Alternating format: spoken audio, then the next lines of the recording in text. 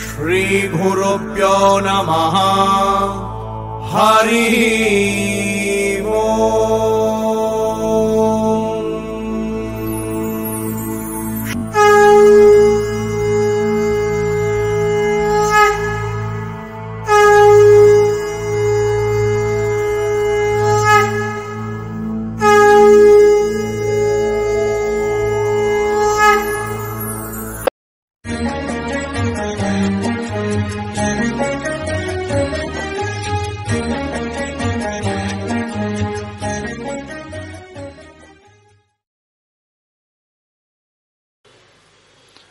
అత్యంత ప్రాచీన కాలంలో గాలవుడు అని పేరు కలిగిన ఒక ముని ఉన్నాడు. పరమ విష్ణు భక్తుడు ఆయన. ఆయన ఈ సేతు దగ్గరకు వచ్చాడు. రామచంద్రుడు స్వయముగా ఇక్కడికి వచ్చాడని, సీతారాములు లింగ ప్రతిష్ఠ చేశారని తెలుసుకున్నట్టు ఆయన. తెలుసుకుని ఏమైనా హరిదర్శనం చేసుకుంటాను అని శపథం చేశాడు. శ్రీ మహావిష్ణువు దర్శనం కోసం కఠోర తపస్సు చేశాడు. పూర్తిగా 1000 సంవత్సరాలు చేసేటండి ఆయన. ఇక్కడ చెప్పారు, జపన్ అష్టాక్షరం మంత్రం ధ్యాయన్ హృది జనార్దనం తతాప మహతే జాగాలవో గాలవో మునిపుంగవ. అష్టాక్షరీ మంత్రం అంటే ఓం నమో నారాయణాయ. రోజు కళ్ళు మూసుకుని ఓం నమో నారాయణాయ ఓం నమో నారాయణాయ అని అష్టాక్షరీ మంత్రం విడిచిపెట్టకుండా జపం చేశాడు ఆయన. 1000 సంవత్సరములు తపస్సు చేసినా విష్ణువు కనపడకపోతే మళ్లీ 4000 సంవత్సరాలు తపస్సు చేశాట. 1000 ఏళ్లు తపస్సు చేశాను, ఈ మహావిష్ణువు కనిపించలేదని ఎక్కడా కోపగించలేదు, మొండిగా చేశాడు. అంటే ఎన్నేళ్ళు చేసినటువంటి తపస్సు అనమాట. తతఃపంచ సహస్రాణి వర్షాణి ముని పుంగవ. 5000 సంవత్సరముల తపస్సు చేశాట. రోజు ప్రొద్దుటే లేచేవాడు. అక్కడ ఏదో ఒక కుండంలో స్నానం చేసేవాడు. ఒక ఏడాది ఒక కుండంలో చేస్తే రెండో ఏడాది ఇంకో కుండంలో, ఇందాక చెప్పాం కదా 24 కుండాలు ఉన్నాయి కదా, ఆ కుండాల్లో అలా మార్చి మార్చి స్నానం చేశాడు. ఏదో ఒక దివ్యస్థలంలో కూర్చునేవాడు. ఓం నమో నారాయణాయ అనే అష్టాక్షరి మంత్రం చేశాడు. మొదటి 1000 ఏళ్లు పళ్ళు తిని తపస్సు చేశాడు. ఆ తర్వాత రెండో 1000 ఏళ్లు పళ్ళు కాకుండా ఎండిపోయిన దుంపలు తిన్నాడు. మూడవ 1000 సంవత్సరముల కాలం కేవలం ఎండిపోయిన ఆకులు తిన్నాడు. 4వది ఇక ఆకులు కూడా తినడం మానేశాడు. జలం మాత్రమే తాగుతూ తపస్సు చేశాడు. 4000 సంవత్సరాలు గడిచాక నేను నీళ్లు తాగినంత వరకు భగవంతుడు దొరకడేమో అని అనుకుని ఆఖరి 1000 సంవత్సరములు కేవలం వాయుభక్షణ చేస్తూ, అంటే గాలి మాత్రమే పీల్చుకుని ప్రాణాయామం చేస్తూ బతికాడు. అయినా మంత్రం విడిచిపెట్టలేదు. అది నిష్ఠ అంటే. ఏదో ఒక క్షణం గురువుగారు అనడం, రేపు పొద్దున తేడా వస్తే గురువుగారిని విడిచిపెట్టేయటం, అలాంటి అజ్ఞానులు కారు వాళ్ళు. ఆ కాలంలో వాళ్ళు ఒకసారి ఆశ్రయిస్తే యావజ్జీవితం ప్రాణమైన పోవాలి తప్ప గురుచరణములను మాత్రం విడిచిపెట్టమనే కఠోర నియమం కలిగిన వాడు ఈ గాలవుడు. అందుకని గాలవుడు మహాతేజ అన్నారు.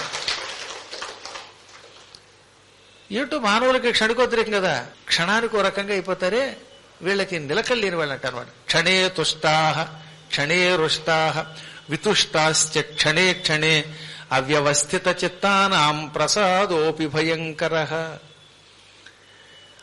అవ్యవస్థిత చిత్తులు అనగా నిలకడలేని మనస్సు కలిగిన వాడు. కొంతమందికి మనస్సు ఎక్కడ ఒక చోట అలా ఉండదు, కాన్సన్ట్రేషన్ గా ఉండదన్నమాట. వాళ్ళని సంస్కృతంలో అవ్యవస్థిత చిత్తులు అంటారన్నమాట. అటువంటి వాడు ఏం చేస్తాట, క్షణే తుష్టాహ, ఈ క్షణం సంతోషపడిపోతాడనమాట. ఆహా ఎంత బాగుందో అనుకుంటాట. ఏం బాగుందో వాడికి తెలియదు, నాకు తెలియదు, మీకు తెలియదు. కానీ ఈ పూట సత్సంగానికి వచ్చాడు, పురాణం విన్నాడు, ఎంత బాగుందో అని ఆనందపడిపోతాడు. మళ్ళీ ఒక 20 నిమిషాలు పోయాక ఎవడో ఏదో అంటాడు అనమాట. ఎందుకు ఎక్కువసేపు నిలబడతావు, తొందరగా నడన్నాడు. అన్నది నేను కాదు కదా, అన్నవాడు ఎవడో. వాడేదో కారణం చేత వాడికి తెక్కొచ్చి వాళ్ళు ఆవిడ తిట్టడం వల్ల మిమ్మల్ని నడవండి అన్నాడు. వాళ్ళు ఆవిడ తిట్టిందో లేకపోతే ఇంకెవరన్నా తిట్టారో, ఏదో కోపం వచ్చి గురువు గారికి మీరు సాష్టాంగ పడుతూ ఉంటే లే అని తిట్టాడు. దండం పెట్టమన్నది గురువు కాదు, లేవమన్నది గురువు కాదు. కానీ గురువు గారు ఇందాక చెప్పినప్పుడేమో సంతోషం కలిగి వీడు బొమ్మను కానీ మండిపోయిందనమాట. వీడు తిడతాడా, ఇక రేపటి నుంచి సత్సంగానికి రానన్నట్ట. అంటే ఆ క్షణమే రుష్టి, కోపం కలిగింది. ఒక క్షణం సంతోషం, ఓ క్షణం కోపం. వితుష్టాశ్చ క్షణే క్షణే, ఎప్పుడు ఎలా మారతాడో తెలియదు, ఎప్పుడు ఎందుకు బుర్ర మారిపోతుందో తెలియదు. ఇదిగో ఛానల్స్ మార్చుకునే పిచ్చి పెరుగులే అలా రిమోట్ పట్టుకుని నవరంధ్రాల టీవీ, దశావతారాల టీవీ, ఇంకేదో టీవీ, ఆ టీవీ, ఈ టీవీ, మీ టీవీ, మా టీవీ, ఇలా ఇలా మార్చుకుంటూ ఉంటాడు అనమాట. దేని మీద నిలకడ ఉండదు, అలా టిక్కు టిక్కు మారుస్తూనే ఉంటాడు. అలా క్షణక్షణానికి దిక్కుమాల మనస్సు మారిపోతూనే ఉంటుంది. అందుకని వాళ్ళు ఏమన్నారు, అవ్యవస్థిత చిత్తులు అన్నమాట. ఇలాంటి వాళ్ళ యొక్క అనుగ్రహం కూడా ప్రమాదంట.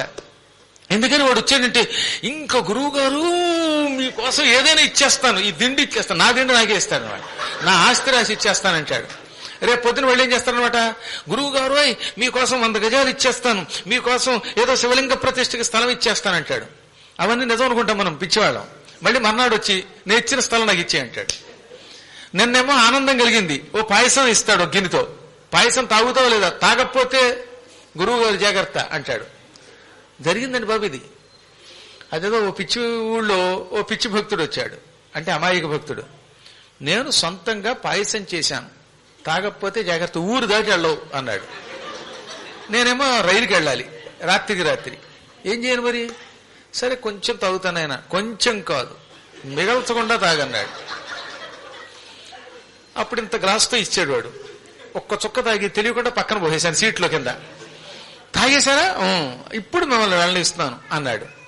అయిపోయింది అక్కడికి. మళ్లీ సంవత్సరం వెళ్ళాను, నాకు మీరంటే కోపం వచ్చింది, కిందటి సంవత్సరం మీకు ఇచ్చిన పాయసం కక్కు అన్నాడు. లాస్ట్ ఇయర్ తాగిన పాయసం ఈ ఏడాది దాకా ఉంటుందా? ఆ తాగిన పాయసం కాస్తా కూడా బాత్రూంలో ఆ కాసేపటికే వెళ్ళిపోతుంది, మన దగ్గర ఎక్కడ ఉంటుంది. ఇది మళ్ళీ వచ్చే సంవత్సరం కక్కంటే ఎలా కక్కుతారు చెప్పండి మీరు. అసలు ఒక్కోసారి విచిత్రంగా ఉంటుందన్నమాట. నా పాయసం కక్కంటాడు వాడు. చాలా అమాయకత్వమో తెలియదు, అజ్ఞానమో తెలియదు. ఇలాంటి వాళ్ళు ఉన్నారే, వీళ్ళని అవ్యవస్థిత చిత్తులు అంటారు. ఇంతటి భయంకరులు మరొకరు లేరు. అటువంటి వాళ్లే జీవితంలో నాశనం అయిపోతారట. అందుకే వాళ్ళు ఎంతకాలం తపస్సు చేసినా, ఎన్ని సాధనలు చేసినా దెబ్బతింటారన్నమాట. జ్ఞానులు ఎప్పుడూ ఒకే మార్గంలో ఉంటారు. మీరు అలాంటి వాళ్ళు కాబట్టి ఎన్నో కష్టాలకు ఓర్చుకుని ఈ పురాణాలు వినగలుగుతున్నారు. యావజ్జీవితం ఒకే రకంగా ఉండాలట.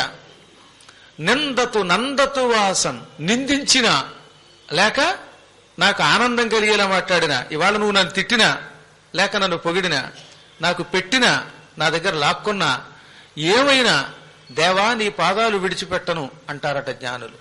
అలాగే ఈ మహానుభావుడు ఎన్ని ప్రయత్నములు చేసినా భగవంతుడు ప్రత్యక్షం కాకపోతే ఏమాత్రము బాధపడక, ద్వేషం పెట్టుకోక ఆఖరి 1000 సంవత్సరములు కేవలం గాలి పీల్చుకుంటూ తపస్సు చేశాడు. ఆ తపస్సుకి మెచ్చుకొని శ్రీ మహావిష్ణువు దర్శనమిచ్చాడు. శంఖ చక్ర గద పద్మాలతో, 4 చేతులతో దర్శనమిచ్చాడు. ఇప్పుడు 4 చేతులతో దర్శనమిస్తే భగవంతుడు వరాలు ఇస్తాడు, కోరిన కోరికలు తీరుస్తాడు. అలా కాకుండా విశ్వరూపం చూపిస్తే ఈ జన్మలోనే ముక్తినిస్తాడు. అందుకే సాధారణంగా విశ్వరూపం చూపించడం మనమేం పొంగిపోక్కర్లా, అదొక అంతం. అలా కాకుండా చతుర్హస్తాలతో కనపడితే ఇంకా కొంతకాలం మన చేత ఒక ధర్మం సాధించవలసిన పనున్నది కాబట్టి కనపడ్డాట. ఇతడేదో కొన్ని పనులు చెయ్యాలి ఇంకా ఈ గాలవుడు. అందుకే 4 చేతులలో శంఖ చక్ర గదాపద్మాలు ధరించి దర్శనమిచ్చాడు. అప్పుడు ఆయన భక్తితో స్తోత్రం చేశాట. పీతాంబరధరం దేవం సర్వసృష్టి ప్రదాయకం వందే వేదాంత తత్వజ్ఞం శ్యామలాంగం తపోనిధిం. ప్రభు, పీతాంబరం ధరించిన నీకు నమస్కరిస్తున్నాను, నీ గురించి నమస్కరిస్తున్నాను. పీత అంటే పసుపు, పసుపు రంగులో వస్త్రం ధరించావు, 4 చేతులతో ఉన్నావు, శ్యామల వర్ణంలో ఉన్నావు, అటువంటి నీకు నమస్కారం. అపూర్వమైన నీ కాంతిని చూచి ఆశ్చర్యపోతున్నాను. నీలమేఘఛాయ శరీరంతో ఉన్న నీ శరీరం నుంచి వస్తున్న కాంతి నలుదిక్కుల్లో వ్యాపించింది. ఈ కాంతి నీ 2 కళ్ళతో చూడలేకపోతున్నాను అన్నట్ట. అప్పుడు ఈ శ్రీ మహావిష్ణువు ఆయన కోసం దివ్య దృష్టినిచ్చాడు. నిజంగా భగవంతుడు మన కళ్ళ ఎదురుగుండా కనపడితే మన నేత్రాలతో ఆయన చూడలేము, హడిలిపోతాం. అందుకనే జ్ఞానులు ఎప్పుడూ కూడా భగవంతుడు కనపడితే దివ్య దృష్టి ప్రసాదించంటారు. అర్జునుడికి దివ్య రూపం చూపించాడు ఆయన. వెంటనే అర్జునుడు నేను చూడలేనంటే దివ్య నేత్రాలు ఇచ్చాడు. దివ్య దృష్టితో కూడా చూడలేక, బాబో ఈ రూపం చూస్తే నా కళ్ళు బయర్లు గంపుతున్నాయి అన్నాడండి ఆయన. భగవంతుడిచ్చిన కొత్త నేత్రాలతో, దేవతా నేత్రాలతో కూడా చూడలేకపోయాడు. దిశో న జానే న లభేచ శర్మ ప్రసీద దేవేశ జగన్నివాస. ప్రభు, నీ దివ్యమంగళ రూపాన్ని చూస్తూ ఉంటే నాకు దిక్కులు తోచట్లేదు, శాంతి లేదు, ప్రసన్నుడవుక ఈ రూపాన్ని ఉపసంహరించు అన్నట్ట. కాబట్టి భగవంతుడు నిజంగా తన దివ్యమంగళ రూపంతో దర్శనమిస్తే ఆ రూపం చూడడానికి మన 2 కళ్ళు సరిపోవు, 1000 కళ్ళు చాలవు. ఆయన అనుగ్రహించి ఇచ్చిన దివ్య దృష్టితో కూడా కొంతవరకే చూడగలం. అందువల్ల ఈయన కోరితే ఆయన దివ్య దృష్టి ఇచ్చాట. అప్పుడు దివ్య దృష్టితో చూచి అద్భుత స్తోత్రం చేశాడు. నమో దేవాదిదేవాయ శంఖచక్ర గదాభృతే నమో నిత్యాయ శుద్ధాయ సచ్చిదానందరూపిణే నమో భక్తార్తిహంత్రేతే హవ్యకవ్యస్వరూపిణే నమస్త్రిమూర్తయే తుభ్యం సృష్టిస్థిత్యంతకారిణే నమః పరేశాయ నమో విభూమ్నే నమోస్తు లక్ష్మీపతయే విధాత్రే నమోస్తు సూర్యేందు విలోచనాయ నమో విరించాద్యభివందితాయ యో నామ జాత్యాది వికల్పహీనః సమస్త దోషైరపి వర్జితో యః సమస్త సంసార భయాపకారిణే తస్మై నమో దైత్య వినాశనాయ వేదాంత వేద్యాయ రమేశ్వరాయ వైకుంఠవాసాయ విధాతృపిత్రే నమో నమః సత్యజనార్తిహరిణే నారాయణాయ అమిత విక్రమాయ నమస్తుభ్యం భగవతే వాసుదేవాయ శార్ంగిణే భూయో భూయో నమస్తుభ్యం శేషపర్యంకశాయినే. ఈ శ్లోకాలు వరుసగా 1, 2, 3, 4, 5, 6 శ్లోకాలు ఉన్నాయి. ఇవి గాలవస్తుతి అంటారు. ఇందులో చతుర్వేదములు ఉపనిషత్తులు యొక్క సారం ఉన్నది. అందుకని దీనికి వేదస్తుతి అని పేరు పెట్టింది ఈ పురాణం. ఈ స్తోత్రం మీరంతా శ్రద్ధగా విన్నారు. ఈ స్తోత్రం వింటే కూడా మనమే స్వయముగా స్తుతించినటువంటి ఫలితం పొందుతాం. ఈ స్తోత్ర రచన చేసిన ఫలితం పొందుతాం. వీలున్నప్పుడు అమావాస్యల్లో, వీలున్నప్పుడల్లా వినండి. అది కాకుండా అమావాస్యలలో, సంక్రాంతి పర్వదినాలలో, గ్రహణాలలో, నదీ స్నానాలలో ఈ స్తోత్రం వింటే తిరుగులేనటువంటి శక్తి పొందుతాడు. శ్రీ మహావిష్ణువు అటువంటి వాడిని రక్షించే బాధ్యత నాది అన్నాడు. ఈ స్తోత్రం విన్నవాడిని రక్షించడానికి విష్ణువు తన చక్రమే పంపుతానన్నాడు. అందుకే ఈ స్తోత్రం చాలా గొప్పది. హరిరక్షణ పొందించే స్తోత్రం. జీవితంలో ఎప్పుడొకప్పుడు కష్టం రాకుండా ఎందుకు ఉంటుంది? ఉన్నప్పుడు అందులోంచి బయటపడడానికి ఈ స్తోత్రం చాలా అవసరం. కాబట్టి వీలున్నప్పుడల్లా చదువుకోండి. దేవాది దేవుడు శంఖం చక్రం గదా ధరించిన పరమాత్ముడి కొరకు నమస్కారం. నిత్యము ఉండే శుద్ధ స్వరూపుడైన పరమాత్మ కొరకు నమస్కారం. భక్తుల యొక్క ఆర్తిని తొలగించే పరమాత్మకు నమస్కారం. దేవతలకి హవ్యం, పితృదేవతలకి కవ్యం. దేవతలకి ఇచ్చేటటువంటి దాన్ని హవ్యం అంటారండి. దేవతలకి యజ్ఞం చేసేటప్పుడు మనం వేసే నెయ్యి, చెరువు ఇవన్నీ హవ్యం. పితృదేవతలకి పిండ ప్రదానంలో చేసే యజ్ఞంలో వేసే వాటిని కవ్యం అంటారు. ఈ రెండు నువ్వే మోసుకుపోతావు, అంటే నువ్వే అగ్నిస్వరూపుడివి. అటువంటి నీకు నమస్కారం. త్రిమూర్తి స్వరూపుడమైన నీకు నమస్కారం. సృష్టి, స్థితి, లయం ఈ మూడు చేసే నీకు నమస్కారం. ఆది, మధ్య, అంతం ఈ మూడు లేని నీకు నమస్కారం. సాధారణంగా ఒక వ్యక్తిని చూడగానే ఇదిగో ఇవి పాదాలు అంటే ఇది మొదలు, ఇదిగో ఇది మధ్య, ఇది చివర అని చెబుతున్నాం కదా. ఆది, మధ్య, అంతం కనపడుతున్నాయి. మానవులకు ఆది మధ్యాంతాలు ఉన్నాయి, కానీ పరమాత్ముడు అంతటా నిండి ఉంటాడు కనుక ఏది ఆదియో, ఏది మధ్యయో, ఏది అంతమో తెలియదు. అందుకని ఆది మధ్యాంతరహితుడు ఆయన. అటువంటి మహానుభావ నీ కొరకు నమస్కారం. వేదాంత వేద్యుడివి అంటే ఉపనిషత్తుల ద్వారా గ్రహింపదగిన వాడివి, లక్ష్మీ వల్లభుడివి. అటువంటి నీకు నమస్కారం. వైకుంఠవాసుడివి, మళ్ళీ సర్వాంతర్యామివి. అటువంటి నీకు నమస్కారం. సర్వజనుల యొక్క ఆర్తిని హరించే నీకు నమస్కారం అని స్తోత్రం చేయగానే శ్రీ మహావిష్ణువు మెచ్చుకుని నీకేం వరం కావాలో కోరుకోమన్నాడు. నీకే కోరుకునే హక్కు ఇచ్చాను, కోరుకో, ఏది కోరుకుంటావు. వెంటనే నాకు ఇంకేం కావాలండి, శాశ్వతంగా వైకుంఠం ప్రసాదించండి, ఏ కోరికలు లేవన్నాడు ఆయన.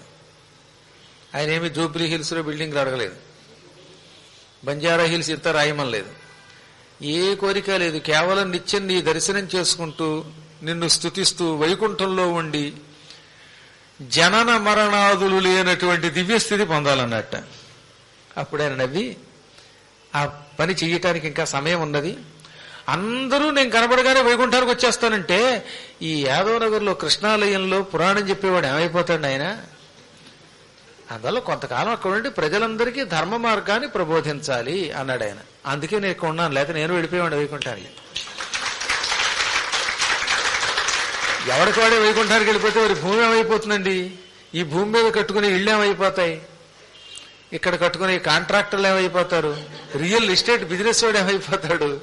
కాబట్టి తప్పదు, అన్ని పనులు ఇక్కడ చెయ్యాలి. ప్రతి వ్యక్తి కొంతకాలం పాటు ఇక్కడ తన ధర్మాన్ని నిర్వహించాలి. అందువల్ల ప్రతివాడు గురువు గారు మీతో వచ్చేస్తాను తీర్థయాత్రలు చేస్తానంటే మీ ఇంట్లో వాళ్ళు ఏమైపోతారు. కొంతకాలం మరి మీ ధర్మం మీకు ఉంటుంది. అందరూ సన్యాసమే పుచ్చుకుంటే ఇంకా భావితరం ఏమవుతుంది, అవునా కదా అంటారు. కానండి ప్రతివాడు కనపడగానే ఏదో తెలియని క్షణికోద్రేకంలో గురువు గారు నాకు ఏ కోరిక లేదని నాకు సన్యాసం ఇప్పించండి అంటారు. సన్యాసం అనేది ఇప్పిస్తే వచ్చేది కాదు, మనస్సులోంచి రావాలి, గురువు గారి పరీక్షల్లో నిలబడాలి. ఇవాళ ఉన్న కోరిక రేపు పొద్దున ఎవడన్నా కనపడగానే మళ్ళీ ఉండకుండా ఉండాలి. అనేకములు ఎంతో మంది సన్యాసం పుచ్చుకుందామని వెళ్ళి సన్యాసం పుచ్చుకొచ్చారు ఆయనకి. అందువల్ల సన్యాసం ఇప్పించేది కాదంటాడు నారదుడు. మానసికమైనటువంటి వైరాగ్యం కలగాలట. తాత్కాలిక వైరాగ్యం ఇదిలాగా భార్య ఆవిడ అప్పడాల కరతో కొట్టిందిట, అందుకని గురువు గారు నాకు సన్యాసం ఇప్పించండి. ఏదో ఆవిడకి మండింది, ఎందుకని నువ్వేమో అప్పడాల పిండి తేవు, బయట తిరుగుతావు, ఆవిడ అన్ని పనులు చేసుకోవాలి, పొద్దున సాయంకాలం దాకా పిల్లలకి స్నానం చేయించాలి, స్కూల్కి దేబెట్టాలి, టిఫిన్ చెయ్యాలి, ఎన్ని పనులు ఉంటాయి. అందుకని మండి మహా అయితే అప్పడాల కరతో కొట్టింది, అంతే కదా. ఓ చిన్న దెబ్బ తగిలింది నీకు, ఆ దెబ్బకే సన్యాసం పుచ్చుకుంటే ఎలాగా. అలాగే భర్త గారు, ఆయనకి ఏదో కర్మ కాలింది, ఏదో సమస్య వచ్చింది, బాస్ ఏదో యాస్ అని తిట్టేట. బాస్ అన్నాక అప్పుడప్పుడు యాస్ అంటాడు, అన్నిటికీ ఎస్ అంటాడా. అందుకని ఇంటికి వచ్చి భార్యను కొడతావా, ఆవిడకి మండిపోయింది, నాకు సన్యాసి ఇప్పింది, సన్యాసినిగా మార్చండి అంటే కుదరదు. సువాసినిగా మారుస్తాను, సన్యాసినిగా మార్చనమా అన్నాను నేను ఒక ఆవిడ్ని. అందువల్ల అన్ని వేళలో వైరాగ్యం కుదరదు. వైరాగ్యం రావడానికి చాలా కష్టం, అది మానసికమైనదన్నమాట. నేను చిన్నప్పుడే హిమాలయాలకు వెళ్ళానని చెప్పానే, అక్కడ తమాషా చూశానండి. ఒక ఆయన ఉండేవాడు, రోజు ఆయనకి కాషాయ వస్త్రం ఉండేది. ఆ కాషాయ వస్త్రాన్ని ఇలా ఉతికి ఆరేసుకునేవాడు. ఆరేసుకున్నాక జపం చేస్తూ ఇలా తొంగి చూసేవాడు. ఎందుకనట, అక్కడ కొంతమంది ఉండి ఈ సన్యాసుల యొక్క కాషాయ వస్త్రాలు ఎత్తుకుపోతున్నారట, అందుకని జపం చేయటం మధ్య మధ్యలో అని చూసేవాడు. నాకు అనుమానం వచ్చింది, నాకు 8 ఏళ్లే అప్పుడు ఇంకా. అందుకని ఏమిటండి స్వామి అటు చూస్తున్నారంటే, ఏం చేయమంటాయా, ఆ ఉన్నవి నాకు 2 గుడ్డలు, ఆ 2 గుడ్డల్లో గుడ్డ కట్టుకున్నాను, ఒక గుడ్డ ఆరేసుకున్నాను, వాడు పట్టుకోవడానికి రేపు పొద్దున్న కష్టం, అందుకని రోజుకోసారి అలా చూసుకుంటున్నాను అన్నట్ట. అంటే నువ్వు హిమాలయాలకు వెళ్ళినా గుడ్డ మీద వ్యామోహం పోలేదు, వాడు పట్టుకుపోతే ఎలాగానే ఓహొచ్చిందా లేదా నీకు. కాబట్టి ఎంత వైరాగ్య సంపన్నుడికైనా కాషాయ వస్త్రం మీదనే ఒక వ్యామోహం ఉంటుంది, కమండలం మీద ఒక వ్యామోహం ఉంటుంది, మన దర్భాసనం మీద వ్యామోహం ఉంటుంది. నా ఆశ్రమం నాదే అనిపిస్తుంది, అనిపించకుండా ఎవడు ఉండడు. నా పండు నాదనిపిస్తుంది. ఏ కారణము చేతనైనా మనం పూర్తిగా వైరాగ్యం పొందలేం. అలాంటి వైరాగ్యం మీలాంటి పుణ్యాత్ములు పొందితే పొందొచ్చు. మీరు మహానుభావులు, మీకు అసలు ఏ విధమైన కోరికలు లేవు, మీ మెడల్లో ఉన్న గొలుసులు లాగేసుకున్నా ఏమి అనరు. వైరాగ్యం అంత తేలిగ్గా వస్తుందా. కాబట్టి కష్టం ఎంత కాదనుకున్నా సరే ఏదో రకంగా. ఆ మధ్య నా చెప్పులు పోతే నాకు కూడా నడవడానికి ఓపిక లేక, అయ్యో నా చెప్పులు పోయి నాకే అనిపించింది.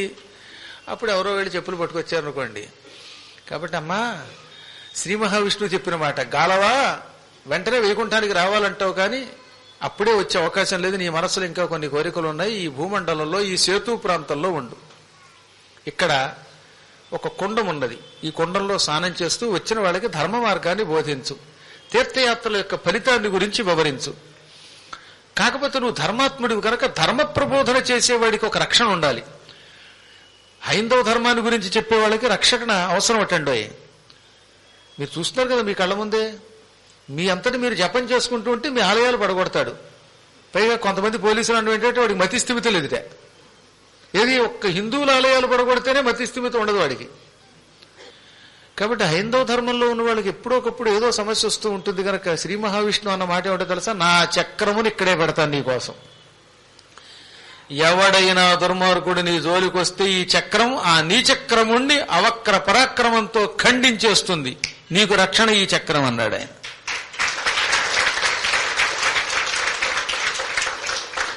ఈ స్థలం చాలా గొప్పది. ఒకప్పుడు ఇది విష్ణువు చెబుతున్న మాట, గాలవుడు అనే ఋషితో చెబుతున్నాడు. ఈ గాలవుడు ఎంత గొప్పవాడో తెలిసిన మీకు, ఈయనే మదాలసా చరిత్రలో ఋతధ్వజుడనే రాజుగారికి ఒక గుర్రం ఇచ్చినవాడు. అంతటి గొప్పవాడు ఈయన. ఆ గుర్రం ఇచ్చిన తర్వాత ఇక్కడ తపస్సు చేశాడు. ఈ తపస్సుకు ముందు ఒక గుర్రం కూడా ఇచ్చినవాడు, అంత గొప్పవాడు ఈయన. అటువంటి గాలవుడితో విష్ణువు అంటున్నాడు, పూర్వం ధర్మదేవత ఇక్కడ కొంతకాలం తపస్సు చేసింది. ధర్మదేవత చాలా గొప్పది, కానీ ధర్మం క్రమక్రమంగా కృతయుగంలో ఉన్నంతగా త్రేతాయుగంలో ఉండడం లేదు, త్రేతాయుగంలో ఉన్నంతగా ద్వాపరయుగంలో ఉండడం లేదు, ద్వాపరయుగంలో ఉన్నంతగా కలియుగంలో ఉండడం లేదు. ధర్మం క్షీణిస్తోంది. అందుకని ధర్మదేవత తాను నాశనం అయిపోతున్నాననే భయంతో ఒకప్పుడు ఈ క్షేత్రానికి వచ్చాడు. అత్యంత భక్తి శ్రద్ధలతో ఇక్కడ తపస్సు చేశాడు. ఆయన పేరు మీదుగా ఒక పుష్కరిని ఏర్పాటు చేశాట. దానికి ధర్మ పుష్కరిణి అని పేరు. ధర్మ పుష్కరిణి చేయం పుణ్యా పాప వినాశిని. నాయనా గాలవ, ఇప్పుడు నువ్వు కూర్చున్న స్థలం పక్కనున్నది ధర్మ పుష్కరిణి. ఇక్కడే ధర్మదేవత తపస్సు చేశాడు. ఇక్కడ నువ్వే ఉండి ఆ ధర్మదేవత యొక్క ప్రభావం లోకంలో వ్యాప్తి చేయాలి. అనగా ధర్మరక్షణ నువ్వు చెయ్యాలి, ధర్మాన్ని ప్రజలు ఆచరించేటట్టుగా మంచి మార్గం చెప్పాలి అన్నట్ట. ఆయన ఆశ్చర్యపోయాడు గాలవుడు. శ్రీ మహావిష్ణుదేవ, నువ్వు నాకు చక్రాన్ని రక్షణగా ఇచ్చావు, కొంతకాలం ఉండమన్నావు, నీ దర్శనం వల్ల నాకు ముక్తి వస్తుంది. అందుకని నాకు చిన్న ప్రశ్న, ధర్మదేవత ఇక్కడ తపస్సు చేసి ఏం చేసిందో ఆ వివరాలు చెప్పకుండా నువ్వు వైకుంఠానికి వెళ్ళడానికి వెళ్ళలేదన్నాడు. భగవంతుడైన విష్ణువుని కూడా అట్టే పెట్టాడండి. ధర్మ సందేహాలు తీర్చడానికి భగవంతుడు కూడా తన స్టూడియోకి పిలుచుకున్నాడు. ఆయన అంత గొప్పవాడు ఆలోచించండి.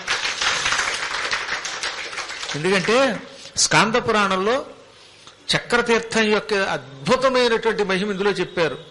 అందులో కథ అన్నమాట ఇది. స్వయంగా విష్ణువు గాలవుడికి చెప్పిన కథ.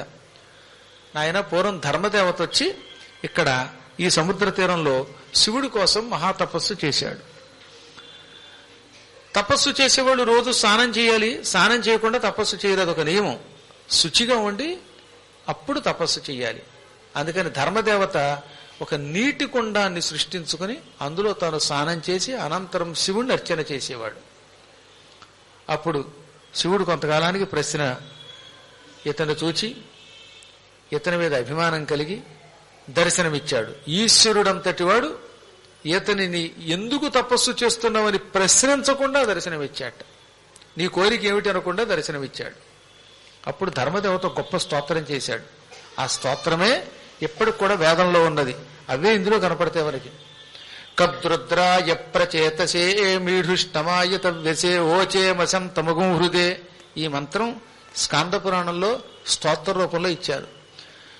రుద్రుడి కొరకు, కద్రుద్రుని కొరకు, ప్రచేతసుని కొరకు నమస్కారం. రుద్రుడు అంటే మీకు అర్థమైంది, పూర్వకాలంలో పుట్టగానే ఒక రూపం ధరించి ఏడ్చి రాక్షసుల్ని ఏడిపించాడు. ఏడ్చినట్టు ఏడ్చి రాక్షసుల్ని సంహరించి ఏడిపించాడు కనుక అప్పటి నుంచి రుద్రుడు అన్నారు. రాక్షసుల్ని భయంకరాకారంతో సంహరించటం వల్ల కూడా రుద్రుడు అన్నారు. రుద్ర శబ్దమునకు ఏడిపించినవాడు, కావాలని ఏడ్చినవాడు, భయంకరాకారుడు అని అర్థం. మరి కద్రుద్రుడు అంటే కత్ అనే అక్షరమునకు, కత్ అంటే కకారకారములు తకార పొల్లు, కత్ అన్నమాట. అత్యుత్కటము, శ్రేష్టము, గొప్పది అని అర్థం. కద్రుద్రుడు అంటే మహాశ్రేష్ఠుడు, చాలా గొప్పవాడైన దేవుడు అనమాట, గొప్ప రుద్రుడు. అంతకంటే ఇంక కోపమును ప్రదర్శించువాడు ఈ ప్రపంచంలో మరొకడు లేడు. ప్రపంచ ప్రళయకాలంలో లోకాలన్నిటినీ భస్మం చేసే రౌద్రం ప్రదర్శిస్తాడు అని ఒక అర్థం. భక్తులను అనుగ్రహించేటప్పుడు తనను తానే మర్చిపోతాడని అర్థం. భస్మాసురుడికి కూడా వరం ఇచ్చేస్తాడు ఆయన. అడిగితే వరం కాదనకుండా ఇస్తాడు. ఇంకా వరం ఇచ్చేటప్పుడు ఆయన వలే అనుగ్రహించేటటువంటి భక్త సులభుడైన దైవము మరొకడు లేడు గనక ఆయన్ని కద్రుద్రుడు అన్నారన్నమాట. ఈశ్వరుడికి అత్యంత ప్రీతిపాత్రమైన మంత్రాలు ఉన్నాయి. అవే ఇక్కడ 5 స్తోత్రాలు అన్నమాట. ఓం సద్యో జాతం ప్రపద్యామి సద్యో జాతాయ వై నమో నమః. భవే భవేనాతి భవే భవస్వమాం భవోద్భవాయ నమః. వామదేవాయ నమో జ్యేష్ఠాయ నమః శ్రేష్ఠాయ నమో రుద్రాయ నమః కాలాయ నమః కల వికరణాయ నమో బల వికరణాయ నమో బలాయ నమో బల ప్రమథనాయ నమః సర్వభూతదమనాయ నమో మనోన్మనాయ నమః. అఘోరేభ్యోథ ఘోరేభ్యో ఘోర ఘోరతరేభ్యః సర్వేభ్యః సర్వసర్వేభ్యో నమస్తే అస్తు రుద్రరూపేభ్యః. తత్పురుషాయ విద్మహే మహాదేవాయ ధీమహి తన్నో రుద్రః ప్రచోదయాత్. ఈశానః సర్వవిద్యానాం ఈశ్వరః సర్వభూతానాం బ్రహ్మాధిపతిర్బ్రహ్మణోధిపతిర్బ్రహ్మా శివో మే అస్తు సదా శివోం. కద్రుద్రాయ ప్రచేతసే మీషుష్టమాయ తవ్యసే ఓచేమశంతమగుం హృదే. ఈ మంత్రములతో ధర్మదేవత రుద్రుణ్ణి స్తుతించాడు. ఆయనే అఘోరముఖం కలిగినవాడు, ఘోరముఖం కలిగినవాడు. దక్షిణం వైపుండే ఈశ్వరుడి యొక్క ముఖమును అఘోరము అంటారు. అనగా చచ్చిన వాణ్ణి కూడా బ్రతికించుకోగలిగే శక్తి కలిగిన ముఖం అది. చచ్చిన శవంలో కూడా పరమాత్మను చూడండి, అసహ్యించుకోకండి అని చెప్పే ముఖం అటండి అది. సాధారణంగా ఎవడన్నా చచ్చిపోతే ఆ శవాన్ని చూస్తే కంగారు పడిపోయి అసహ్యం వచ్చి తొందరగా శ్మశానానికి పట్టుకుపోండి అంటున్నారు మన వాళ్ళు. కనీసం ఇంటి గుమ్మంలో కూడా శవాన్ని ఉంచట్లేదు. అపార్ట్మెంట్ లో ఎవరైనా చచ్చిపోతే చచ్చినంత పని అవుతోంది. పాప అక్కడ పడుకోబెట్టేవారు, అది మహాపాపం. శవాన్ని ఉంచనివ్వండి. అక్కడ శవం ఉంచడానికి ఇల్లు మీరు ఇవ్వడం జరిగితే మీ ఇల్లు పరమ పవిత్రమవుతుంది. ఒక శరీరాన్ని అక్కడ పడుకోబెట్టిన కారణం చేత ఆ ఇంట్లో ఉన్న వాస్తు దోషాలు కూడా పోతాయి తప్ప ఏమీ నష్టం రాదు. కాబట్టి శవాన్ని ఉండనివ్వండి, శవాన్ని మొయ్యండి. అది వచ్చిపోయి మనకి చావు రానట్టుగా అమ్మో మా ఇంట్లో ఉండడానికి వెళ్ళలేదు. అద్దెంట్లో ఉంటే బయట గంటి వస్తున్నారు నిర్దాక్షిణ్యంగా అనమాట. నేను అలా చేయొద్దన్నాను. మా ఇంట్లో అద్దుకున్నటువంటి వాళ్ళ తల్లి చచ్చిపోతే అక్కడ పడుకోబెట్టుకున్నాను అంతే. ఇదేనా గుర్తుపెట్టుకోండి. కాబట్టి ఇప్పుడు కలియుగంలో అందరూ అపార్ట్మెంట్లో ఉండవలసి వస్తుంది కదా అందరికీ. ఆ అపార్ట్మెంట్లో ఎవరు చచ్చిపోయినా సరే ఏ ప్రెసిడెంట్ లేదు, సెక్రటరీ లేదు, తీసి అవతల పారేయండి. మీరు చెప్పిందే వేదం. మీరు అనుకుంటున్నారా సెక్రటరీనో ఇంకోండో. అందరూ ఐకమత్యంతో ఉండండి. గురువు గారు చెప్పారు శవాన్ని కాసేపు అక్కడ ఉంచండి, ప్రదక్షిణ చెయ్యండి, వీలుంటే పువ్వు వేయండి, మొయ్యడానికి సాయం చెయ్యండి. అప్పుడు మీరందరూ ఇలా పరస్పరం సాయం చేసుకుంటే ఎప్పుడో ఒకప్పుడు పెద్దవాళ్ళే అక్కడ తావక తప్పదు కనుక మనకీ లాభమేది. 100 ఏళ్లకైనా తప్పదు కదా మరణం. ఇప్పుడు వెంటనే వెళ్ళిపోతాం మళ్ళీ 100 ఏళ్ళు అయ్యాక. ఆ వెళ్ళిపోయేటప్పుడు అక్కడ పడుకోబెట్టవలసిన అవసరం వస్తుంది. ప్రతి వ్యక్తి చివరికి అక్కడికే వెడతాడు. ఎంతకాలం బతికినా అలా పడుకోబెట్టగా ఎవరికైనా తప్పదు. ఇప్పుడు గురువుగారిని కాళ్ళు పట్టుకున్నవాడు ఇప్పుడు కాళ్ళకు బదులుగా కాళ్ళు పెట్టినటువంటి 4 పలకలను పోయి తప్పదు కదా. ఆ మోసేప్పుడు కాస్త శవాన్ని అక్కడ పడుకోబెట్టడానికి స్థలం ఇస్తే ఎంత లాభం అండి.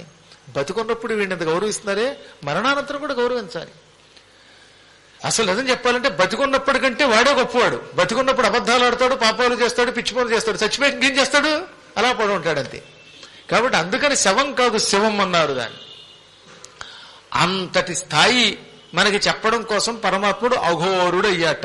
అఘోరుడు శవమును కూడా దైవం అని చెప్పినవాడు, ఘోరత్వం లేనివాడు, దక్షిణం వైపు ఒక ముఖం పెట్టుకుని అఘోరం అనే ముఖం పెట్టుకున్నటువంటి వాడు. కాని కోపం వస్తే ఇంకంతకంటే ఘోరమైన ఆకారం మరొకరికి ఉండదు. అటువంటి పరమాత్మ కొరకు నమస్కారం ఇత్యాది మంత్రములకు మెచ్చుకుని శివుడు ధర్మదేవత ఇప్పుడు నేను ప్రీతిపాత్రుడయ్యాను, కోరుకో ఏం కావాలో అన్నట్ట. ఇత్థం ధర్మేణ కథితో దేవో ధర్మమథా ప్రవీత్. ఇలా అనగానే దేవుణ్ణి చూసి సంతోషించి, ప్రభు నన్నెప్పుడూ నీ వాహనంగా పెట్టుకో, నీ వెంట రావాలి, నేను నన్ను వీపు మీద నిన్ను మోసేటటువంటి భాగ్యవంతుడిని చెయ్యన్నట్ట. చాలా సంతోషపడిపోయాడు శివుడు. నాయనా నువ్వెప్పుడు నా దగ్గరే ఉండిపోతే ప్రజలకు ఇబ్బంది వస్తుంది, కాబట్టి నీ శరీరమును 2గా మారుస్తున్నాను. ఒక శరీరము ధర్మదేవత అనే పేరుతో ప్రపంచమంతా తిరుగుతూ ఉంటుంది. నిన్ను ఆచరించే వాళ్ళని నువ్వు ఆ ధర్మదేవత రూపంలో అనుగ్రహించు. 2వ శరీరాన్ని నందీశ్వరుడనే పేరుతోటి వాహనంగా చేసుకుంటాను. ఒక శరీరమేమో నందిగా మారుతుంది, ఒక శరీరం ధర్మదేవతగా ఉంటుంది అని శివుడు ఆ క్షణమే వాహనం భవమే ధర్మ సర్వదా లోకపూజిత. నువ్వు నాకు వాహనం అవుతావు, ప్రజలు నిన్ను గౌరవిస్తారు అన్నాడో లేదో వెంటనే ధర్మదేవత శరీరం 2 రూపములు ధరించింది. తెల్లని ఎద్దుగా మారింది. అదే ఇప్పుడు మనం నందీశ్వరుడు అని పిలుస్తున్నాం. ఆయనే తర్వాత శిలాదుడైన ఆయనకు కొడుగ్గా పుట్టి శిలాదపుత్రుడే మళ్లీ తపస్సు చేసి 2వసారి శివుడికి వాహనం అయ్యాడు. ఆయనే నందీశ్వరుడు. ఆ వాహనం మీద శివుడు కూర్చున్నాడు. ఇక 2వ రూపం కనపడదు కంటికి. తెల్లని వస్త్రములు కట్టుకుని లోకమంతా తిరుగుతూ ఉంటుంది. ఈ 2వ రూపమే దేవతా రూపం. ఆ రూపం ఏం చేస్తుందన్నమాట, ఓహో దశమి ఆదివారం పొద్దుటేమో గురు పూజ చేసుకున్నారు, సాయంత్రం పురాణం విన్నారు అని మిమ్మల్ని పట్టుకుంటుంది.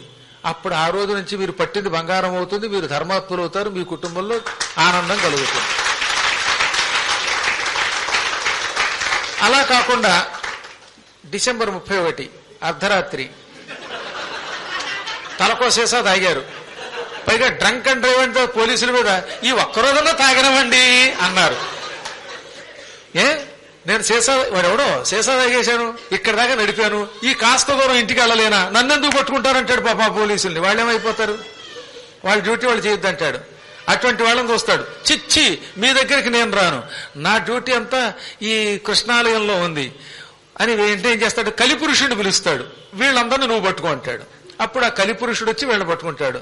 అందుకే వాళ్ళ ముఖాలు చూసారా, ప్రేతకళ తాగి ఎలా ఉండిపోయి ఆ తర్వాత కుడి ఎడం అయితే అంటారు, చివరి సర్వనాశనం అయిపోతారు.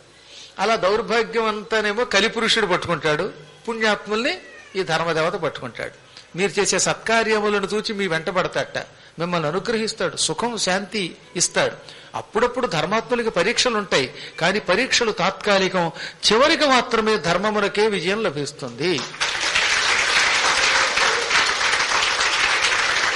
అని ఈశ్వరుడు ఈ విధంగా ధర్మదేవతను నిండుగా చేశాడు. అందుకని అప్పటి నుంచి ధర్మదేవత వృషభ రూపంలో తిరుగుతుందనమాట. మనకి భాగవతంలో కూడా చూడండి, కలిపురుషుడు ఎద్దు యొక్క కాళ్ళు ఎరగొట్టాడన్నమే ఈ వృషభ దేవత ధర్మదేవత అన్నమాట.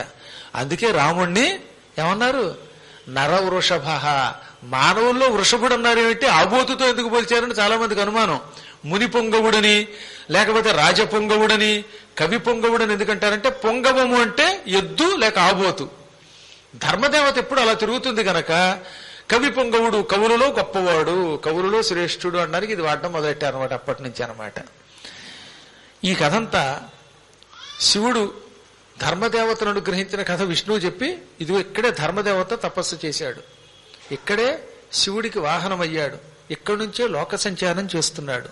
ఆయన స్నానం చేసిన చెరువు ఇది. ఈ చెరువులో స్నానం చేసి పక్కనే కూర్చుని నువ్వు పురాణాలు చెప్పు, వచ్చిన వారందరినీ ధర్మ మార్గంలో నడుపు. ఈ రామేశ్వర క్షేత్రం సేతు క్షేత్రం చాలా గొప్పది, ఎక్కడెక్కడి నుంచో ఎంతో మంది వస్తూ పోతూ ఉంటారు, వచ్చిన వారందరికీ లేదనకుండా ధర్మోపదేశం చెయ్యి, ఒక్కరోజు కూడా పురాణం ఆపద్దు, నిత్య పురాణం చెప్పన్నట్ట అని చక్రాన్ని కూడా పక్కన పెట్టాడు.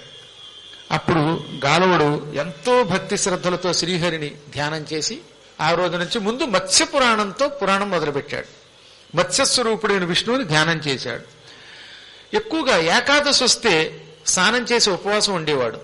ద్వాదశి ఘడియల్లో ప్రొద్దుటే లేచి స్నానం చేసి అనంతరం మంచి పదార్థాలు తెచ్చి ఋషులకు పెట్టి లేదా పురాణాలు వినడానికి వచ్చిన వాడికి పెట్టి తాను తినేవాడు. ఎప్పుడు ఏకాదశి నాడు ఉపవాసం ఉన్నవాడు ద్వాదశి ఘడియలు దాటకుండా ఏదో ఒకటి తినాలి. ఏమీ తినకుండా కటిక ఉపవాసం ఏకాదశి నాడు చేయకూడదండో. ఇప్పుడు కలియుగంలో అమాయకత్వంతో ఏమీ తినకుండా చేస్తున్నారు కొంతమంది ఉపవాసాలు, దాంతో కళ్ళు తిరిగి పడిపోతున్నారు. కలియుగంలో అన్నం భిన్నం చేసుకుని ఉప్పుడు పిండైనా తినాలట. కలియుగంలో కటిక ఉపవాసం పనికిరాదు. ఒకవేళ ఎక్కువ కటిక ఉపవాసం ఉంటే మీ పేగులు మిమ్మల్ని తినేస్తాయి. పూర్వకాలం వేరు, 1000 ఏళ్ళు తపస్సు చేసినా వాడికి ఏం అవ్వలేదు. కానీ ఏమన్నారు, కలవు అన్నగత ప్రాణాహ కృతే మంత్రగత ప్రాణాహ. కృతయుగంలో మంత్రం వల్ల బతికేయారట. మంత్ర జపం చేస్తే కృతయుగంలో అన్నం తిరగపోయినా బ్రతికారు.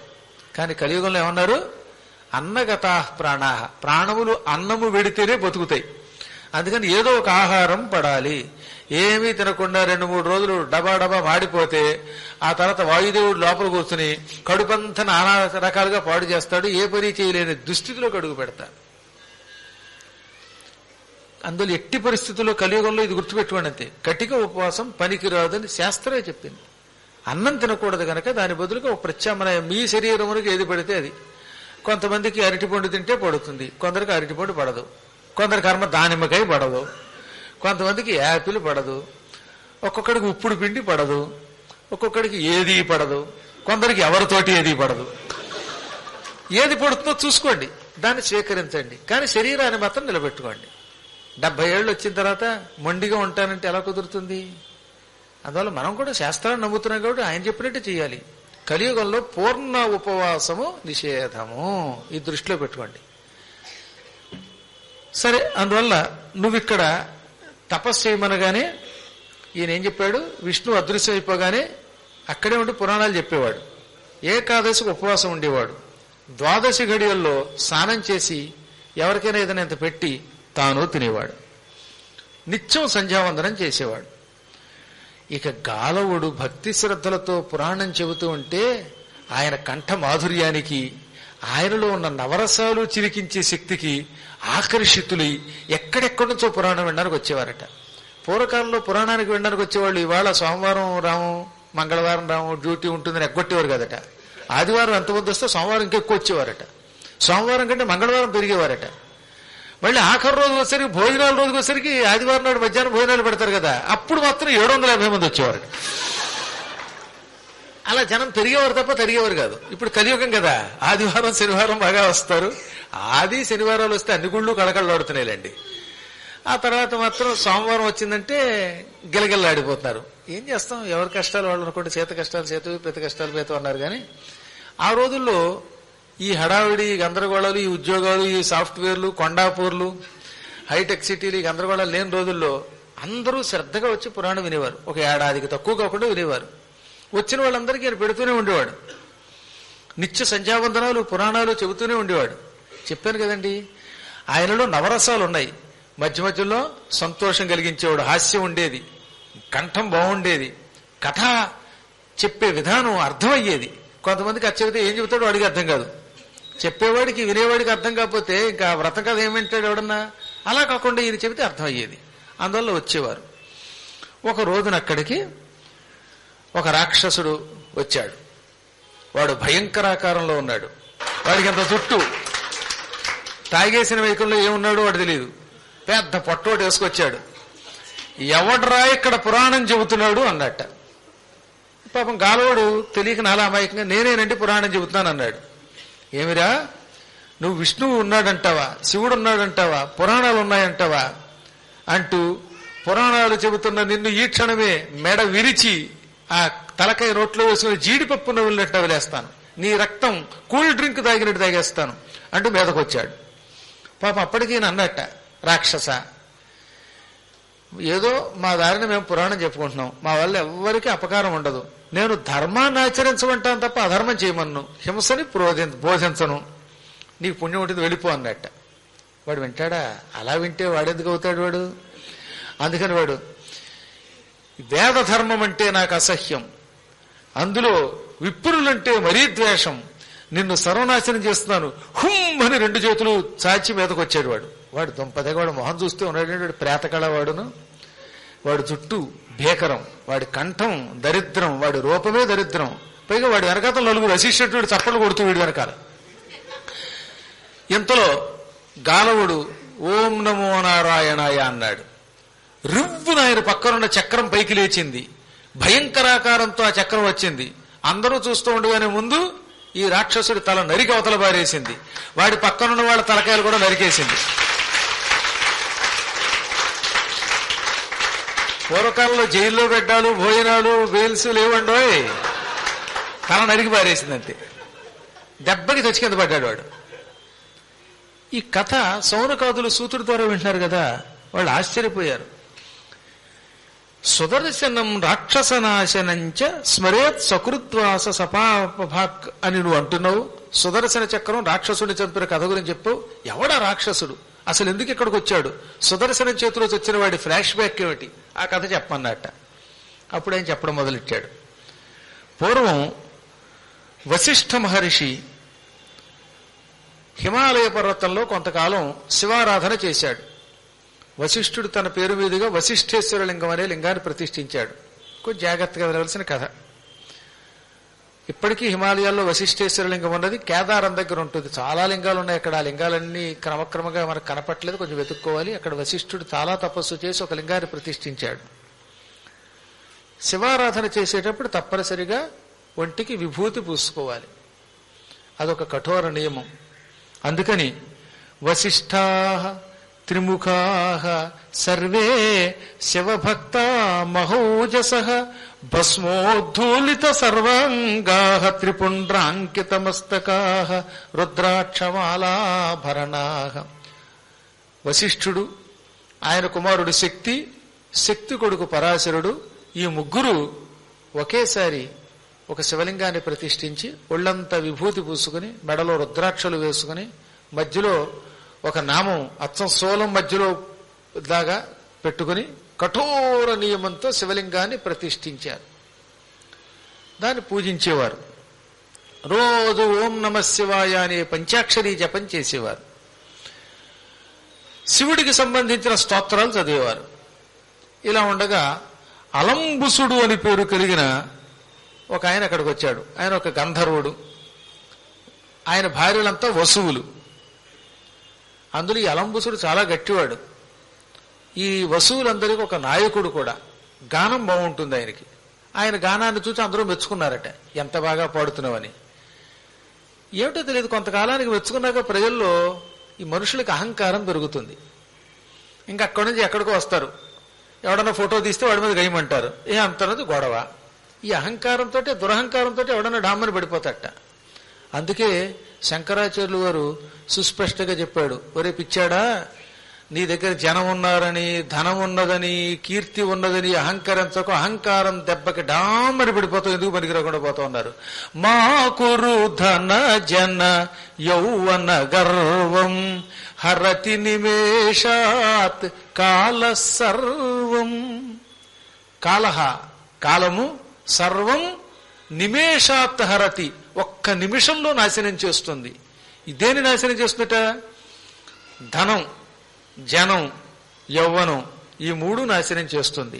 కాబట్టి ఎప్పుడూ కూడా ధన జన యౌవన గర్వం మా కురు, ఇవి పొందొద్దు అన్నాడు శంకరాచార్యులు వారు. బాగా డబ్బుంటే ఏమైపోతున్నట, నా దగ్గర డబ్బున్నది, నేను విమానాల్లో తిరగలను, నేను కన్ను సైగ చేస్తే ఎవడన్నా వస్తాడు, నా డబ్బుతో ఏదైనా చేస్తాను అనుకుంటాడు. ఇప్పించాడు.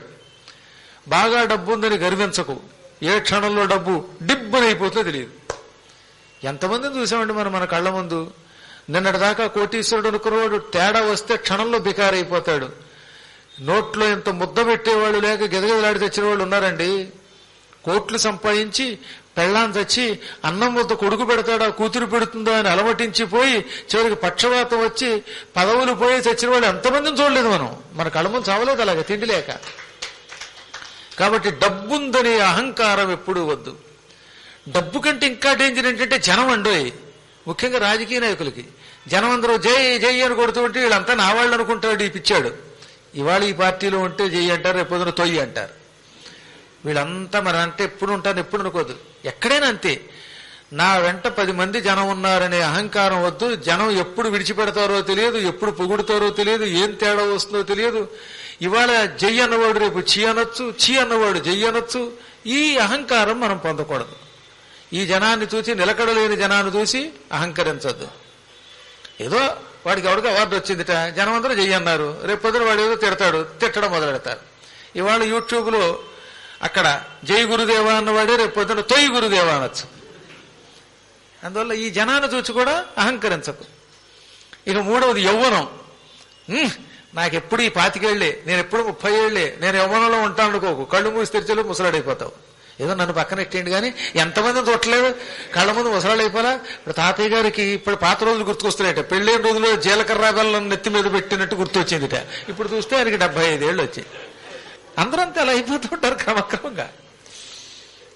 నిజంగానండి, నేను ఎప్పుడు 25 ఏళ్ళ కుర్రాళ్ళగా ఉంటాం అనుకుంటాం మనం పిచ్చాళ్ళం.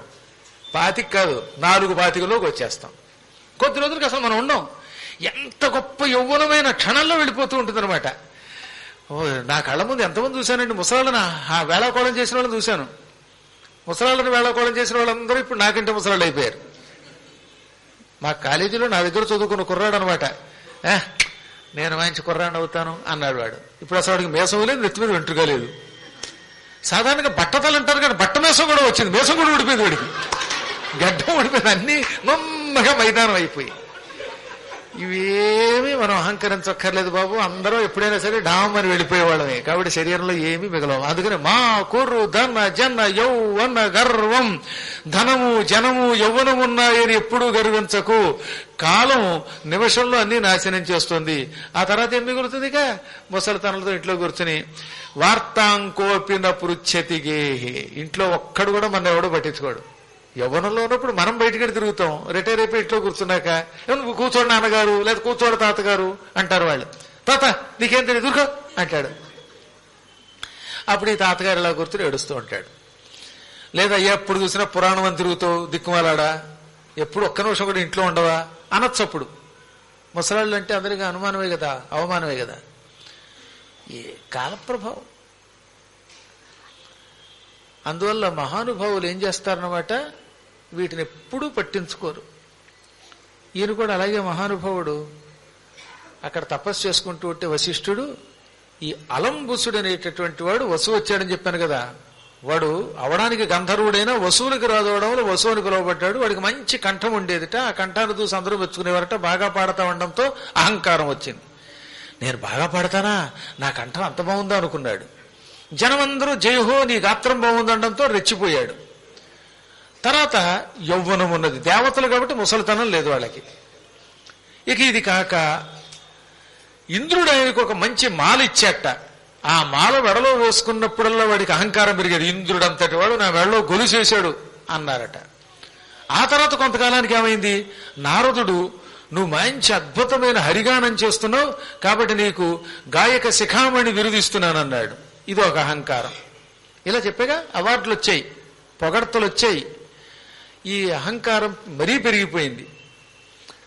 దీనికి తోడు వీడి దగ్గర కొంతమంది చేరారు. ఈ అలంబుసుడి దగ్గరికి వచ్చి, ఇంత అందంగా ఉన్న నీకు, ఇంతమంది భార్యలున్న నీకు, ఇన్ని బిరుదులున్న నీకు అప్పుడప్పుడు మజా చేసుకోవాలనే కోరిక లేకపోతే ఎలాగా, కాబట్టి మేము బుడ్డిస్తాం. కేవలం డిసెంబర్ 31 కాదు, 365 రోజులు కాస్త బుడ్డి పుచ్చుకుంటే గొంతు బాగా పిగులుతుంది, కొంచెం పుచ్చుకో అన్నారట. తాగుడు అలవాటైంది వీడికి. మొదలవుతాయి ఇక వ్యసనాలన్నమాట. ముందు ఒక చొక్క ఇస్తారు, ఫ్రీగా ఇస్తారు. ఆ తర్వాత వీడే మొత్తం శరీరం అంతా ఫ్రీ అయిపోతుంది. వీడు మద్యానికి అలవాటు పడ్డాడు, లోలుడైపోయాడు, తనను తాను మర్చిపోయాడు. అలా తాగుడు మేకల్లో ఒకనాడు వశిష్ఠాదులు శివార్చన చేసుకుంటున్న కేదార క్షేత్రానికి వచ్చారట. ఆ సమయంలో ఆడవాళ్ళు మేము కూడా కాస్త పుచ్చుకుంటూ ఉన్నారు, అతని భార్యలు. వీళ్ళంతా కలిసి వశిష్ఠుడు, ఆయన కొడుకు శక్తి, ఆయన కొడుకు పరాశరుడు ముగ్గురు శివలింగార్చన చేస్తున్న స్థలానికి ఎదురుగుండా మందాకిని నదిలో దిగారండి. అది హాలాస్యనాథ తీర్థం అని కూడా పిలువబడుతున్నది. చాలా గొప్ప తీర్థం. కేదారం దగ్గర ఉన్న గంగని ఏమని పిలుస్తారు? మందాకిని. ఆ మందాకినిలో ప్రారంభంలో శివుడి దగ్గరికి వెళ్ళేటప్పుడు చిన్న బ్రిడ్జి ఉంటుంది. ఆ బ్రిడ్జి దగ్గర ఉన్న రేవుని హాలాస్య తీర్థం అంటారండి. అక్కడ స్నానం మేము చేసాం, మా పెద్దన్నయ్య గారు మేము అందరం చేశాం. చాలా గొప్ప తీర్థం. అక్కడ నిజానికి తపస్సు చేసేవాళ్ళు తప్ప ఎవరు పడితే వాళ్ళు స్నానం చేయకూడదు. ఇదిగో ఈ అలంబుసుడు తన భార్యలతో ఈ దిక్కుమాల స్త్రీలు అందరితో కూడా వచ్చేసి అక్కడ జలక్రీడలాడాడు. మొత్తం బట్టలు ఇప్పేసి పక్కన పెట్టి జలక్రీడలాడడం మొదలు పెట్టారట. చిక్రీడ స వివస్త్రాభిః సాకం యువతిభిర్ముదా, ఆడవాళ్లతో కలిసి వ్యవస్థుడి ఒకళ్ళ మీద ఒక నీళ్లు జల్లుకుంటూ జల్లకాలాటలలోని పాడుకోవడం మొదలెట్టారు. నిజానికి అక్కడ స్నానం చేయడం చాలా కష్టం. మనబోటి వాళ్ళకి ఆ చలికి హడిలిపోతాం. వాళ్ళు దేవత స్వరూపాలు కనుక ఆ చలిని తట్టుకుని స్నానం చేశారు. ఇంతలో వశిష్ఠుడు శివలింగాభిషేకానికి నీళ్లు తీసుకురావడానికి స్వయంగా కొడుకుతో మనవడితో కమండలాలతో అక్కడికి వచ్చాడు. ఆయన చూడగానే స్త్రీలు సిగ్గుపడి బట్టలు కట్టేశారండి. ఆడవాళ్ళకి ఎప్పుడు జ్ఞానం ఉంటుంది, అందుకని వాళ్ళు టక్కన బట్టలు కట్టుకున్నారు. వీడు మాత్రం తెగ తాగిన మైకంలో అలా ఎర్రబడిన కళ్ళతో చూసి, ఎవడవరా నువ్వు, ఇంత గడ్డం వేసుకుని జటాజూటాలు ధరించి రుద్రాక్షలు ధరించి ఒళ్ళంతా బూడిద పూసుకొస్తే నిన్ను చూచి మేము లేవాలా? అనవసరంగా మా జలక్రీడలు పాడు చేసావు. ఆడవాళ్లు హాయిగా నాతో బట్టలు లేకుండా జలక్రీడలు ఆడుతుంటే మధ్యలో వచ్చి డిస్టర్బ్ చేస్తావా? దౌర్భాగ్యుడా, ఆడా మగా కలిసి జలక్రీడలు ఆడుతుంటే రాకూడదని తెలియదా అన్నట్టు. పైగా నేను బట్టలు కట్టుకోను, ఇలాగే ఉంటాను. ఏమిటి అన్నట్టు. శివలింగాభిషేకం చేయడానికి నీరు తీసుకోవడానికి మేము ఇక్కడికి వస్తే దేవతల్ని అపహాస్యం చేస్తావా? మూర్ఖుడా, ఇదే నీకు నా శాపం. ఈ క్షణమే భయంకర రాక్షసుడివైపోయి నరమాంస భక్షణం చేస్తూ తిరుగు పో. నీ అందమైన రూపం వికృత రూపం అయిపోతుంది. నిన్ను చూచి ఇంతకాలం వెంటబడిన ఆడవాళ్లు నిన్ను అసహ్యించుకుంటారు. నువ్వే స్నేహితుడు అని నమ్మి నీకు ఈ మద్యం అలవాటు చేసిన వాళ్ళందరూ నిన్ను తిడతారు. అందరికీ దూరం అయిపోయి భ్రష్టుడు అయిపో, రాక్షసుడు అయిపో అని చెప్పించేశాడు ఆయన. దెబ్బకి హడిలిపోయాడు. దెబ్బ దిగిచ్చిందండి వీడికి. చూస్తూ ఉండగా వికృతాకారం ధరించేసేటవాడు. మళ్ళీ మామూలు కదట. మహాదౌష్ట్రో మహాకాయో రక్త శ్మశ్రు శిరోరుహ. వాడి శరీరం భయంకరాకారం అయిపోయింది. మీసాలు ఎర్రబడిపోయాయి, జుట్టంతా మారిపోయింది. వికృతాకారుడైపోయాడు వాడు, భేకరాకారుడైపోయాడు. దాంతో ఆడవాళ్ళు ఏడుస్తూ వచ్చి కాళ్ళ మీద పడి, స్వామి నిన్ను చూసి మేము వస్త్రాలు ధరించాం కదా, మమ్మల్ని కనికరించవా? ఎంతో అందంగా ఉన్న మా భర్త ఇలా అయిపోయాడు. ఎన్ని సంపదలున్నా భర్త లేని స్త్రీకి శోభ ఎక్కడ ఉంటుంది? మా ఆయన ఉంటేనే మాకు ఆనందం. ఈ దుర్మార్గుడు ఇలా అయిపోయినందుకు మేము ఏడుస్తున్నాం. నువ్వు కరుణాస్వరూపుడివి, అనుగ్రహించని ప్రార్థించారు పాప వాళ్ళు. వాడికి ఏదన్నా ఇంకేదన్నా శిక్ష ఇయ్యి, లేదా కొంతకాలం పోయాక ఈ శాపం నుంచి విముక్తి పొందేటట్టు చెయ్యి. మేము ఇలా ఉంటే తట్టుకోలేము అన్నారట పాప వాళ్ళు. కాళ్ళు పట్టుకున్నారు, ఏడ్చారు, భర్తకేసి తిరిగారు. దౌర్భాగ్యుడ, మహాత్ములతో అలా మాట్లాడచ్చట్రా?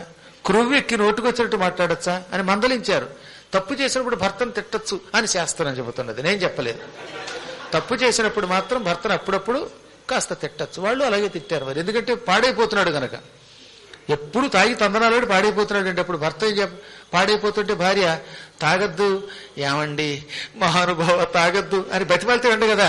దిక్కుమాల తాగుడు మాంతావా లేదా అని అప్పుడాల కర్రపుచ్చుకుని ఒకటి ఇచ్చుకోవటం తప్పు కాదని శాస్త్రం చెబుతున్నది, నేను చెప్పలేదు, వ్యాసుడు చెప్పాడు.